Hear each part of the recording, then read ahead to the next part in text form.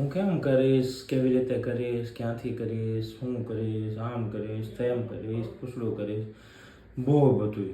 હું આમ કરીશ ને તેમ કરીશ, બહુ બધા વિચાર. એટલે કે જેને વાસ્તવિકતા એટલે કોઈ લેવા કે દેવા જ નથી એવા વિચાર, એટલે ઓવર થિંકિંગ. તો તમારા બધાનું સ્વાગત છે આપણી ચેનલમાં. અને આજે આપણા પોડકાસ્ટનું નામ છે ઓવર થિંકિંગ પોડકાસ્ટ નંબર 4. તમારો હોસ્ટ અને તમારો દોસ્ત કરણ.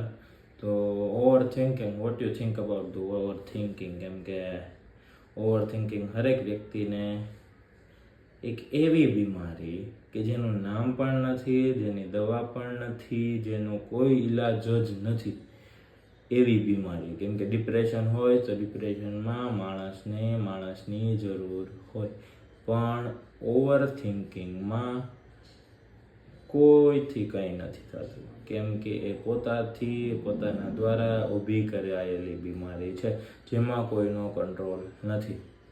તમે શું કરી શકો? ઓવર થિંકિંગ હોય તો શું થાય? એમ જનરલી તમે એમ વિચારશો કે કાંઈક સારા માટે યા તો નથી કરવું ઓવર થિંકિંગ, છતાંય થઈ જાય છે.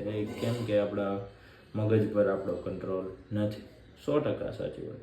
ન થાય આપણા મગજ ઉપર કંટ્રોલ. પણ હું એમ કહું, મગજ ઉપર કંટ્રોલ નથી થતો, આપણો વિચાર પર તો થાય ને. આપણે કેવું વિચારવું, કેટલું વિચારવું, ક્યાં સુધી વિચારવું એ આપણા હાથમાં છે. અને બહુ બધું વિચારવા કરતાં કામ કરીને જોઈ લેવું સારું. અગાઉ પ્લાનિંગ ઘડેલા બધા ન્યૂઝ પડે જાય. તમે ટ્રાય કરી લેજો, અગાઉ ભાઈબંધ પ્લાન બનાવી લેજો રખડવા જવાનો. જો તમારો પ્લાન સક્સેસ થાય તો એ આપણને કેવું, કેમ કે અગાઉ કરેલું અને વધુ પડતું કરેલું ક્યારેય સફળ થતું નથી. એના કરતાં માપે રહી મોજ કરવી હાય. આવું છે બધું ભાઈ. કેમ કે ઓવર થિંકિંગ કે ઓવર એટલે કે અંત સુધીનો વિચાર, એટલે કે ઓવર થિંકિંગ. ઓવર ગયા, અંતે થયા. બસ આવું છે બધું.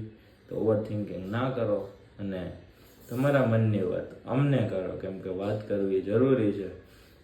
તો અમને ડીએમ કરો, મતલબ કોમેન્ટ કરો. તમારી વાત અમને પહોંચાડો, અમે પહોંચાડીશું બધા સુધી. કેમ કે વાત કરવી જરૂરી છે.